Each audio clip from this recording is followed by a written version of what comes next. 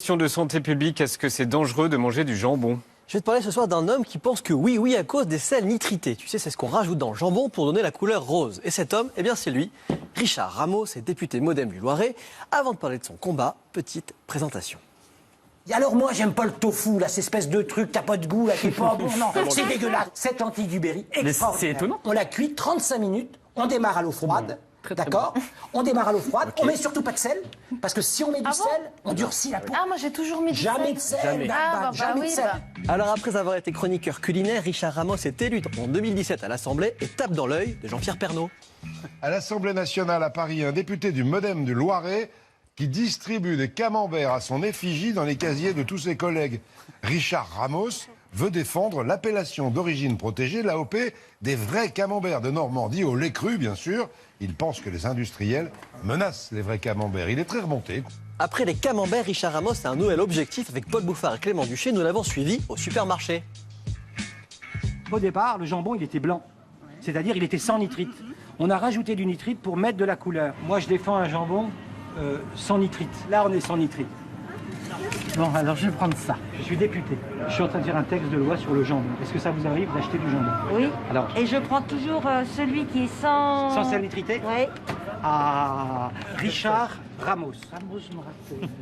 Bon, faut bien manger, hein. Ah, on mange bien, vous inquiétez pas. Ça marche. Alors Richard Ramos veut une loi pour interdire les sels nitrités dans le jambon et c'est aujourd'hui qu'il présentait son rapport à l'Assemblée nationale, justement après un an de travail et 38, on va voir l'Assemblée nationale, après un an de travail et 38 auditions, petite distribution de jambon non nitrité dans la salle des pas perdus de l'Assemblée nationale. T'as pas mangé de jambon sans sel nitrité? Non. On veut pas? Non, je veux bien si tu me Ah, donnes. Mais... attends, regarde. T'es le député gastronome, ça. Allez. Allez, merci beaucoup.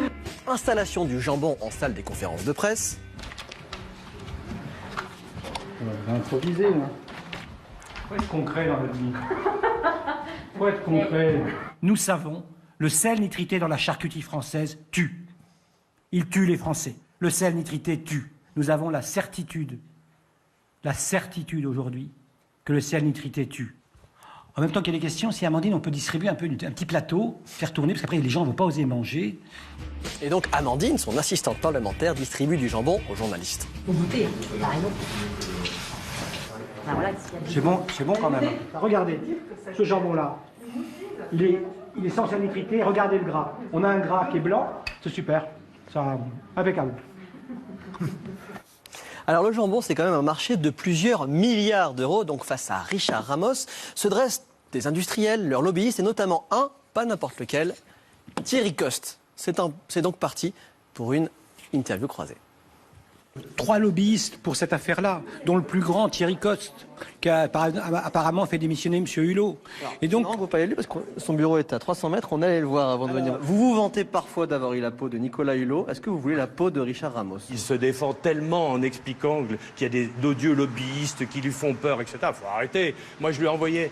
La dernière fois que j'ai communiqué avec lui, c'était lundi pour lui envoyer mes vœux. Alors oui, il m'a envoyé ses vœux. Alors, je crois que j'ai même eu mon très cher Richard. Mais en même temps, il envoyait des petites saloperies sur moi et en même temps, il essayait de faire son travail auprès des députés. Quelle saloperie? Non, je vous dirai pas. Ça, je vais lui réserver pour après. Alors, il n'arrête pas de raconter ça, donc il ment, mais ça, je lui pardonne parce que je l'adore par ailleurs. Et puis évidemment, comme il est introduit dans les ministères, il croit qu'il va faire son travail dans les ministères. Ça fait 2 ans que je m'occupe de ces dossiers-là, donc j'ai parlé à tous les ministres du gouvernement qui sont de près ou de loin intéressés. Moi ce que j'aime pas, c'est la démago. Voilà. Il est démago, Richard Ramos. Oui, il est naturellement. Moi, je suis pas démagogue. Je veux dire, on a démontré par les scientifiques que ça tuait. Donc, est-ce que je suis démagogue? Non. Est-ce que les sels nitrités tuent? Est-ce que quand je mange du jambon blanc, je risque de mourir? Je pense que non. Aujourd'hui, la santé publique ne me paraît pas du tout menacée par la consommation normale de charcuterie. Et donc, M. Coste, il a dit, rassurez-vous, ce que fait Ramos, ça y est, je l'ai plié en haut lieu, ça marchera pas. Moi, j'ai une petite phrase qui est du monde paysan, c'est à la fin de la foire qu'on compte les bouses. Je lui souhaite beaucoup de courage pour la suite. Ce sourire. Alors le rapport de Richard Ramos est dans les mains du gouvernement. Écouteront-ils le lobbyiste ou le député? Nous aurons la réponse au printemps.